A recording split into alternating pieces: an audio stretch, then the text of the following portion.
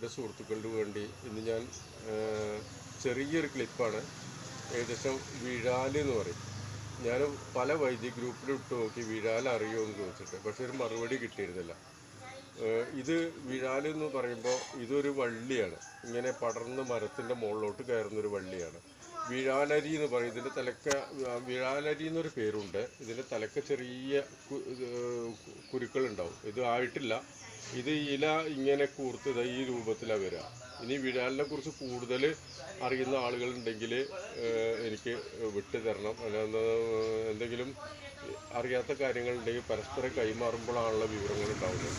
അപ്പോൾ ഇതിങ്ങനെ വള്ളിച്ചെടിയാണ്. ഇത് ഇങ്ങനെ വള്ളിയായിട്ട് ഇത് ഇങ്ങനെ മേലോട്ട് കയറും, മരത്തിൻ്റെ മുകളിലോട്ട് ചുറ്റി കയറുന്ന ഒരു ചെടിയാണ്.